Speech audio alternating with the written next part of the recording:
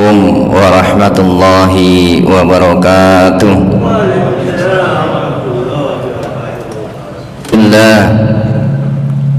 Alhamdulillahi rabbil alamin. Alhamdulillahilladzi ja'ala asy-syamsa diya'an wal qamara nuran wa qaddarahu manazila lita'lamu 'adada as-sinina wal hisab.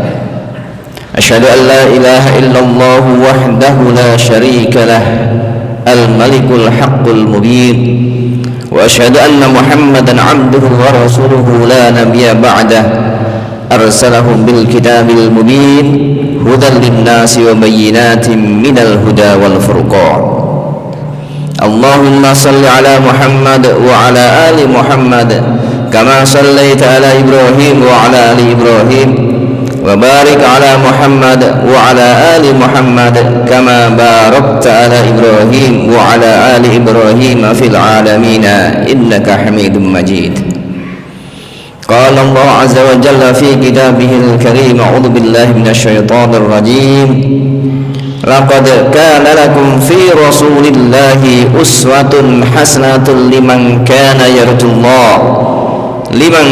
yarjullaha wal yawmal akhira wa dzakarallaha katsira. Wa qala Rasul sallallahu alaihi wasallam, muru abna'akum lis-salati li 7 sinin wadribuhum 'alaiha li 10 sinin wa farriqu bainahum fil madaji'. Ibadallah, usikum wa iyaya nafsi bitaqwallahi faqad fazal muttaqun. Amma ba'd. Hadirin sidang salat Jumat Masjid Al-Furqan rahimakumullah. Pertama dan utamalah kita menjadikan puji syukur kehadirat Allah Subhanahu wa taala atas rahmat inayah hidayah Allah Subhanahu wa taala. Pada siang hari ini kita dapat menjalankan kewajiban kita, menjalankan sholat Jumat berjamaah di masjid yang insyaallah penuh berkah Allah Subhanahu wa taala. Dan mudah-mudahan kita selalu diberikan kesehatan dan kekuatan untuk selalu meningkatkan iman takwa kita kepada Allah Subhanahu wa taala. Salawat dan salam kita sampaikan kepada Rasulullah Muhammad sallallahu alaihi wasallam, keluarganya, sahabatnya dan umatnya sekalian sampai di akhir zaman. Dan mudah-mudahan kita semua dapat menjadikan beliau sebagai qudwah hasanah, contoh suri tauladan kita dalam menjalankan kehidupan kita di dunia, sehingga mudah-mudahan Allah Subhanahu wa taala meridhai kita sebagai khairu ummatin ukhrijat linnas. Hadirin rahimakumullah, tidak lupa dalam setiap khutbah atau menyampaikan wasiat takwa. Marilah kita selalu meningkatkan iman takwa kita kepada Allah Subhanahu wa taala, dengan harapan setiap pekan kita diingatkan untuk meningkatkan iman takwa kita. Maka setiap pekan pula itulah insyaallah iman takwa kita semakin tinggi, semakin berkualitas di mata Allah Subhanahu wa taala, sehingga dengan takwa yang berkualitas insyaallah Allah Subhanahu wa taala akan memberikan rezeki dari tempat-tempat yang tidak pernah kita duga. Dengan takwa yang semakin berkualitas, mudah-mudahan Allah Subhanahu wa taala akan memberikan kemudahan dari setiap kesulitan yang kita hadapi. Dan dengan semakin tingginya kualitas iman takwa kita, mudah-mudahan Allah Subhanahu wa taala memberikan jalan keluar dari segala persoalan yang kita hadapi. Hadirin rahimakumullah, dalam khutbah yang singkat ini kami diberikan materi untuk menyampaikan muamalatul Rasul sallallahu alaihi wasallam abnai, bagaimana Rasulullah sallallahu alaihi wasallam bersikap mendidik putra-putrinya sehingga putra-putrinya menjadi panutan, menjadi sumber hukum dari hadis-hadis Nabi Muhammad sallallahu alaihi wasallam. Perlu kita ketahui bahwa Nabi kita Muhammad sallallahu alaihi wasallam memiliki 3 orang putra yang ketiga-tiganya dengan hikmah balighah, dengan tujuan yang sangat mulia, diwafatkan oleh Allah Subhanahu wa taala pada usia yang dini, sehingga kemudian hanya tersisa 4 putrinya, dan ketiga putrinya itu tadi juga diwafatkan ketika Rasulullah sallallahu alaihi wasallam masih hidup, kecuali Fatimah yang diwafatkan 6 bulan setelah wafatnya Rasulullah Muhammad sallallahu alaihi wasallam. Hadirin rahimakumullah, putra pertama bernama Qasim putra kedua ya seorang perempuan namanya Zainab, disusul kemudian Ruqayyah atau Ruqayyah kita sering menyebutnya, kemudian Ummu Kulsum, kemudian Fatimah, yang semuanya lahir sebelum kenabian Nabi kita Muhammad sallallahu alaihi wasallam. Pada awal kenabian beliau diberikan seorang putra bernama Abdullah, sehingga sering disebut juga sebagai Tahir karena beliau dilahirkan setelah kenabian kita Nabi Muhammad sallallahu alaihi wasallam. Yang terakhir adalah Ibrahim yang lahir pada tahun 8 setelah hijrah Nabi Muhammad sallallahu alaihi wasallam ke Madinah Al-Munawwarah. Maka kalau kita perhatikan, ketika Ibrahim bin Muhammad sallallahu alaihi wasallam wafat pada usia 17 bulan, pada hari itu terjadi gerhana matahari, sehingga masyarakat Madinah menggunakan ilmu cocoklogi. Alam ikut bersedih atas kematian Ibrahim bin Muhammad sallallahu alaihi wasallam sehingga matahari tidak terbit. Maka muncullah hadis Rasulullah sallallahu alaihi wasallam yang mengatakan, "Innas syamsa wal qamara ayatan min ayatillah la yankashifani li mauti ahadin li wala li hayatihi fa idza ra'aitumuhu fasallu wad'uhu." Hadis riwayat Bukhari nomor 1040, bahwa matahari dan bulan itu merupakan bagian dari tanda-tanda kuasa Allah Subhanahu wa taala, tidak kemudian terbit atau tidak terbit karena kematian ataupun kehidupan seseorang. Beliau ingin mengatakan bahwa kematian Ibrahim tidak terpengaruh oleh atau tidak mempengaruhi siklus kehidupan alam yang telah ditentukan Allah Subhanahu wa taala. Matahari terbit setiap pagi dan tenggelam setiap sore.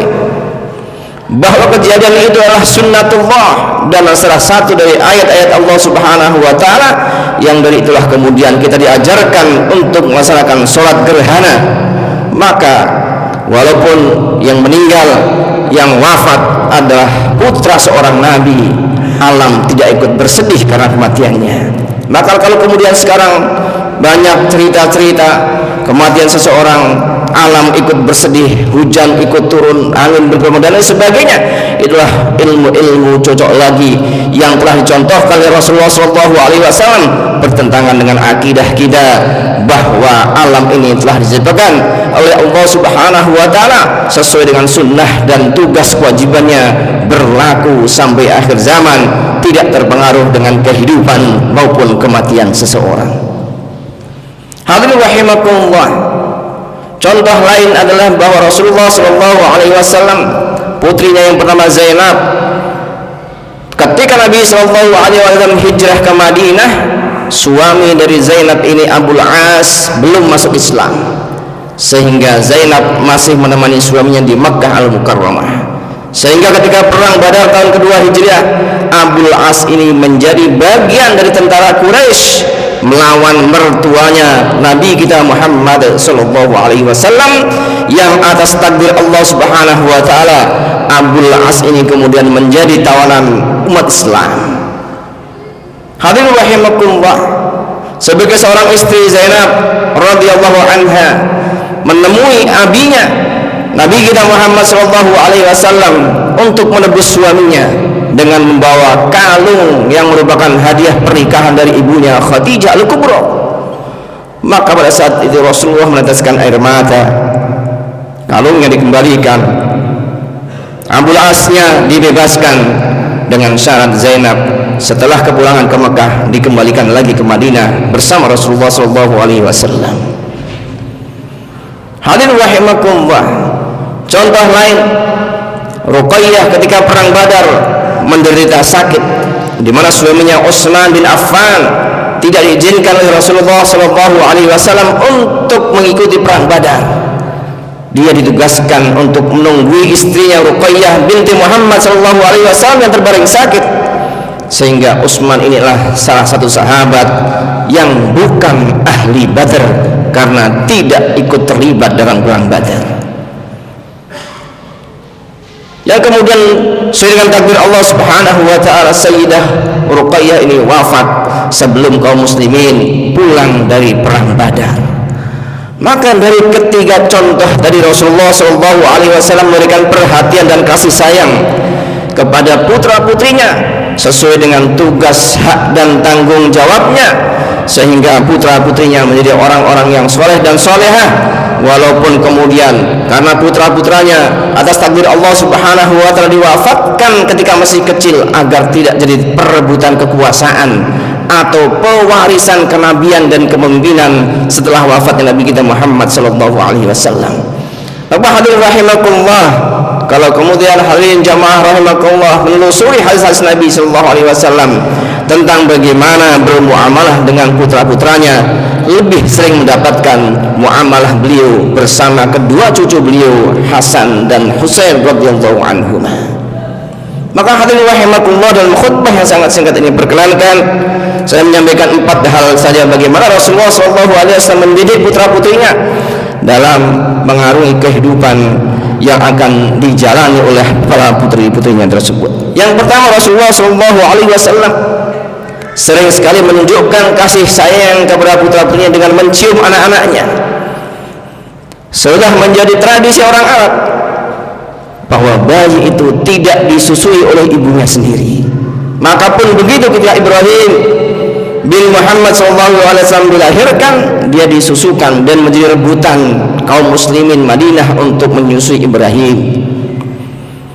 Maka di tengah kesibukan Rasulullah SAW tahun ke-8, tahun ke-9 itu berarti menjelang Fathu Makkah, Rasulullah SAW selalu menyempatkan diri setiap hari, setiap pagi, setiap sore mampir kepada Ibrahim yang disusukan kepada orang lain untuk sekedar mencium keningnya. Sehingga kata Rasulullah SAW sering sekali menampakkan mencium, menunjukkan kasih sayang kepada Hasan bin Husain di depan jamaah. Maka ada seorang sahabat namanya Al-Aqra bin Habis mengatakan, ya Rasulullah, innali asyratan minal walad ma qabbiltu ahadan minhum. Ya Nabi, saya punya anak 10 orang, saya belum pernah mencium anak-anak saya. 1 orang pun dari mereka tidak pernah saya cium. Maka kata Rasulullah SAW mengatakan, la yarham man la yurham, la yarham man la yarham la yurham, man la yarham la yurham. Orang yang tidak menyayangi, maka dia tidak akan disayangi. Maka hadirin rahimakumullah, kalau anak-anak kita sejak kecil kita tampakkan kasih sayang kita dengan mereka, dengan mencium mereka dengan kata-kata yang lembut, dengan belayan-belayan, maka insya Allah putra-putri kita akan menjadi orang yang lemah lembut, akan mencintai dengan sesamanya, sehingga setelah orang tuanya menjadi sepuh, menjadi tua, insya Allah dia akan menampakkan kasih sayangnya kepada orang tuanya dengan tidak segan-segan untuk mencium orang tuanya. Maka kalau kita saat ini setelah kita tua, setelah kita renta, anak-anak kita tidak pernah mau mencium kita, mari kita introspeksi. Mungkin waktu kecil kita terlalu sibuk sehingga kita menyempatkan diri untuk mencurahkan kasih sayang kita kepada anak-anak kita, walaupun hanya sekedar mencium kening putra-putri kita. Maka hadirin rahimakumullah, bagi keluarga yang masih punya putra-putri yang kecil, dengan hadis Nabi sallallahu alaihi wasallam tadi, la man la yarham la yurham, barang siapa tidak mengasihi maka tidak akan dikasihi. Maka marilah kita amalkan bahwa putra-putri kita cium, kita belai, kita tunjukkan kata-kata yang lembut, hanya bahasa-bahasa yang akan menjadikan putra kita menjadi orang-orang yang lemah lembut dan menyayangi orang lain sebagaimana ia disayangi, karena nanti apa yang dia terima di waktu kecil itu akan teringat ketika dia sudah dewasa, maka itu akan dilakukan baginya untuk anak-anaknya dan juga insya Allah kita sebagai orang tuanya. Hadirin rahimakumullah, hal yang kedua setelah menampakkan kasih sayangnya kepada putra-putri Rasulullah SAW, yang kedua adalah Nabi SAW mengajarkan kepada putra-putrinya apa yang harus dia lakukan, kewajiban apa yang harus dia lakukan sebagai anak, sebagai hamba, sebagai seorang manusia. Nah, dalam mukaddimah tadi saya menyampaikan hadis Nabi SAW dalam riwayat Bukhari 5997, di mana Rasulullah SAW muru abna'akum bis-shalah li 7 sinin, dari sejak usia 7 tahun anak-anak kita harus sudah diajarkan untuk melaksanakan ibadah sholat dan juga ibadah-ibadah yang lain, dan mungkin lebih baik dari lebih dini diajarkan untuk melaksanakan ibadah sholat. Mungkin sejak awal kalau melihat orang tuanya sholat dia akan mengikuti, tetapi ketika usianya sudah menginjak 7 tahun maka dia harus mulai diajarkan mana yang boleh, mana yang tidak boleh, mana yang harus dan mana yang tidak harus, sehingga ketika usianya sudah menginjak 10 tahun kata Rasulullah SAW dia tidak menjalankan sholat, maka boleh kita memukul untuk mendidik anak-anak kita untuk tidak melalaikan kewajiban sholat kepada Allah Subhanahu wa Ta'ala. Karena amalan sholat ini adalah amalan yang pertama kali akan dihisab oleh Allah Subhanahu wa Ta'ala. Kalau amalan pertama ini gagal dihisab, hasilnya negatif, maka kemungkinan besar amalan-amalan yang lain juga akan dinilai negatif di mata Allah Subhanahu wa Ta'ala. Hadirin rahimakumullah, di usia 10 tahun inilah Rasulullah SAW mengajarkan kepada kita farriqu bainahum fil madaji'. Apabila kita punya putra dan putri di usia 10 tahun ini harus dipisahkan tempat tidur mereka, karena yang putri kemungkinan setahun 2 tahun yang akan datang sudah akan menjadi dewasa dengan menstruasi, yang laki mungkin 5 tahun berikutnya akan menjadi dewasa, atau sekarang justru banyak orang dewasa sebelum waktunya karena tontonan-tontonan yang mengarahkan kepada perkembangan fisik lebih cepat dari perkembangan psikologis. Maka dari Rasulullah SAW yang kedua ini, marilah kita ajarkan anak-anak kita sejak dini nilai-nilai Islam, bukan hanya sholat tetapi juga nilai-nilai Islam yang lain. Kalau puasa, kalau belum mampu puasa 1 hari penuh, ada puasa duhur, ada puasa asar, yang penting dia secara pelan-pelan dikenalkan dengan ajaran agama Islam, agama yang kita yakini sebagai agama yang paling benar di mata Allah Subhanahu wa Ta'ala. Hadirin rahimakumullah, hal yang ketiga yang diajarkan oleh Rasulullah SAW adalah mengajarkan mana yang boleh dan tidak boleh, mana yang hak, mana yang bukan, mana yang boleh dikonsumsi, mana yang tidak. Rasulullah SAW mencontohkan dalam hadis Muslim nomor 1067 ketika dia bercanda dengan cucunya Hasan bin Ali radhiyallahu anhu. Ali mengambil 1 butir kurma, yang kurma itulah kurma sedekah dari kaum muslimin. Kita tahu bahwa keluarga Nabi SAW tidak makan harta dari sedekah dan zakat. Maka apa yang dilakukan oleh Rasulullah SAW terhadap Hasan ini? Dia menepis tangan Hasan yang akan memasukkan sebiji kurma sedekah ke dalam mulutnya dengan mengatakan, "Ya Hasan, alamtu anna la na'kulu min sadaqah." Aku ajarkan kepadamu bahwa kita ini keluarga para nabi tidak makan dari sedekah. Ini pertanda bahwa Nabi SAW sejak dini diajarkan kepada anak-anaknya mana yang punya kamu, mana yang punya adikmu, mana yang punya kakakmu, mana yang punya bapakmu, mana yang punya ibumu.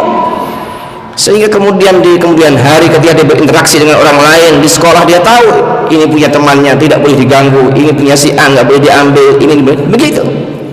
Tetapi kalau dalam rumah tangga kita biasa rame-rame, anduk rame-rame, sehingga anak-anak nggak tahu anduk ini punya siapa, tanggung jawab siapa. Kemungkinan besar nanti setelah dia besar, dia sulit membedakan mana milik dia dan milik orang lain, mana yang harus boleh dikerjakan, mana yang tidak boleh dikerjakan. Karena dari kecil dia diajarkan kepada mereka bahwa inilah punya kamu, hak kamu, tanggung jawab kamu. Ini adalah hak orang lain, hak orang tua kamu, hak kakak kamu, tanggung jawab kamu. Sehingga dengan begitu sejak kecil anak-anak kita sudah diajarkan mana haknya, mana kewajibannya, dan mana yang bukan haknya dan mana yang bukan kewajibannya, sehingga mudah-mudahan setelah dewasa, setelah dia berinteraksi dengan orang banyak, dia mengetahui tidak akan ngutak-atik sesuatu yang bukan menjadi haknya. Hadirin rahimakumullah, hadis lain yang keempat, bagaimana Rasulullah SAW menanamkan akidah dan akhlak kepada putra-putrinya adalah suatu hari Rasulullah SAW duduk bersama Fatimah, putri terkecilnya, di mana Fatimah ini adalah putri yang mirip dengan Rasulullah SAW dari bentuk tubuhnya, dari warna kulitnya, dari cara jalannya. Dan Fatimah inilah satu-satunya putri beliau yang disusui langsung oleh ibunya Khadijah Al-Kubra. Maka suatu hari ketika seorang bapak dan anak ini ngobrol bersama, kemudian Rasulullah SAW membisikkan kepada Fatimah sesuatu hal. Kemudian Fatimah menangis. Kemudian dibisikkan lagi suatu hal lagi. Kemudian Fatimah tertawa. Maka karena kejadian ini dilakukan di rumah Rasulullah SAW bersama Aisyah radhiyallahu anha, maka Aisyah bertanya kepada Fatimah, "Ya Fatimah, saya tidak pernah melihat sesuatu hari ini seseorang sedih dan gembira begitu cepat. Apa gerangan yang dibisikkan oleh Rasulullah Muhammad SAW?" Maka kata Fatimah radhiyallahu anha, "Ma kuntu li'afsha sirran Nabi sallallahu alaihi wasallam." Saya tidak akan membuka rahasia Nabi sallallahu alaihi wasallam. Kenapa dikatakan rahasia? Nanti akan tahu setelah Nabi wafat. Nabi sallallahu alaihi wasallam diwafatkan oleh Allah Subhanahu wa taala. Ketika setelah Nabi wafat, kemudian Aisyah bertanya lagi kepada Fatimah radhiyallahu anha, "Ya Fatimah, apa bisikan Nabi sallallahu alaihi wasallam membuatmu tertawa kemudian menangis dengan dua bisikan yang berbeda?" Maka kata Aisyah, kata Fatimah radhiyallahu anha mengatakan, bisikan pertama Rasulullah mengatakan, "Inna Jibril a'radzani al-Qur'an marrah wahidah fis sana." Biasanya Jibril meminta saya mengulangi Al-Quran, membaca Al-Quran dari awal sampai akhir itu 1 kali dalam 1 tahun. Jibril mendengarkan bacaan Quran dari Rasulullah Shallallahu Alaihi Wasallam 1 kali dalam 1 tahun biasanya. Tetapi tahun ini Jibril datang 2 kali untuk mendengarkan bacaan Nabi Muhammad Shallallahu Alaihi Wasallam. Kata Nabi, "Saya melihat ini pertanda bahwa usia saya sudah dekat." Kalau rahasia ini kemudian diceritakan oleh Fatimah radhiyallahu anha kepada kaum muslim saat itu, bisa jadi terjadi kekacauan di antara kaum muslimin, karena mereka sudah tahu Nabi mereka akan segera wafat, akan segera berpulang kepada Allah Subhanahu wa taala. Sehingga karena Fatimah yang cerdas ini mengetahui ini berbahaya apabila kemudian diceritakan kepada kaum muslimin bahwa Nabi Muhammad SAW merasa ajalnya sudah dekat, maka rahasia itu disimpan rapat-rapat sampai wafatnya Nabi besar Muhammad SAW. Kemudian apa yang dikatakan? "Wa innaki awwalu ahli baiti lihaqan bi." Engkau adalah anggota keluargaku yang akan menyusulku kemudian. Artinya apa? Setelah Nabi wafat, tidak begitu lama lagi Fatimah akan wafat juga menyusul abinya Nabi kita Muhammad SAW. Wajarlah seorang anak mendengarkan bisikan ayahnya seperti itu, tentu sedih.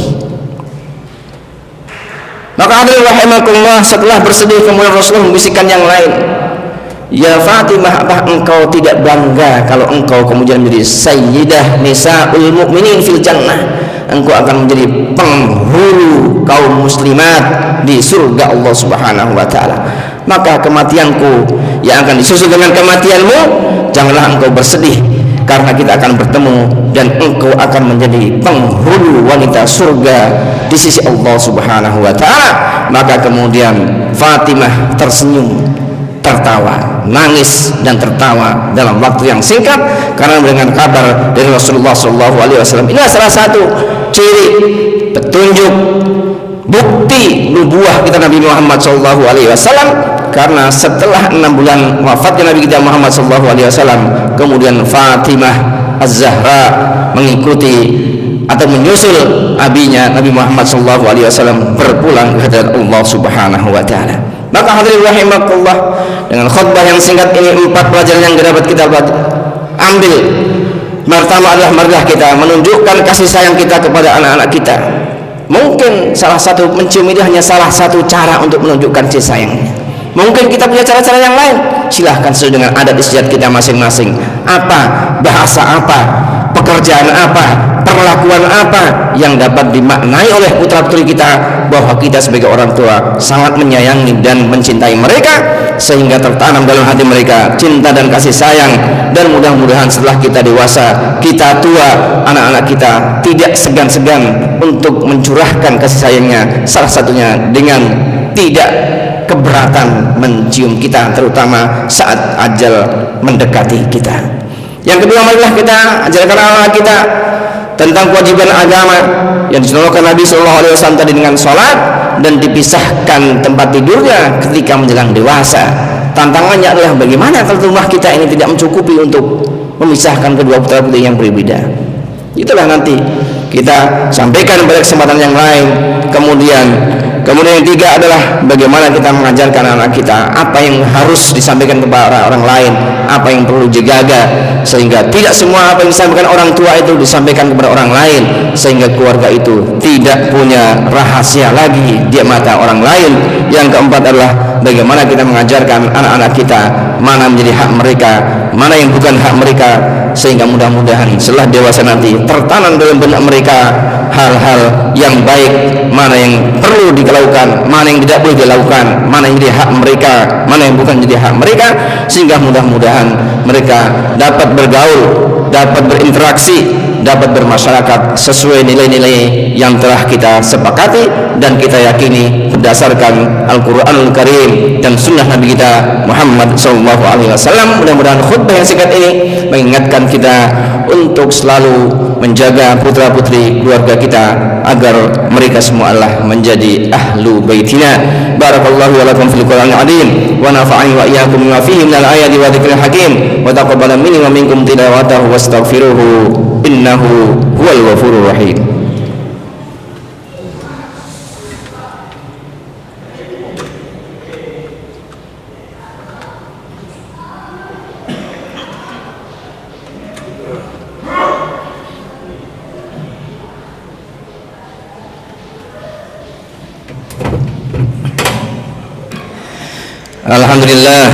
Alhamdulillah wa kafa wa salatu wassalamu ala nabiyil mustafa wa ala alihi wa mawala, amma ba'd.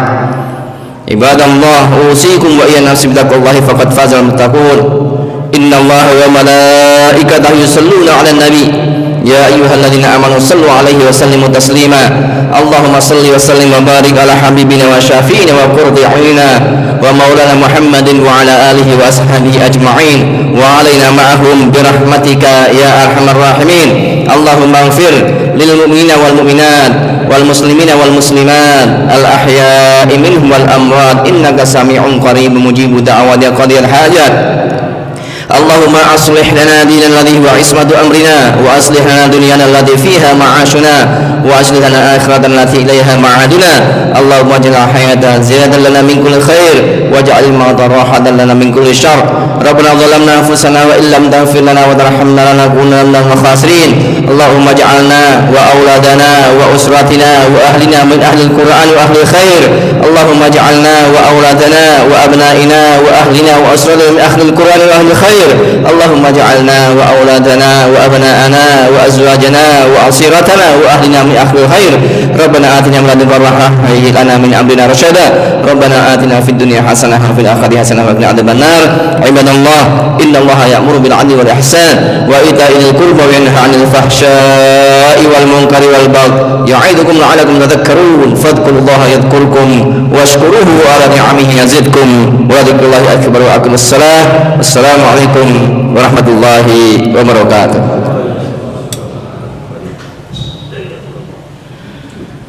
Allahu akbar, Allahu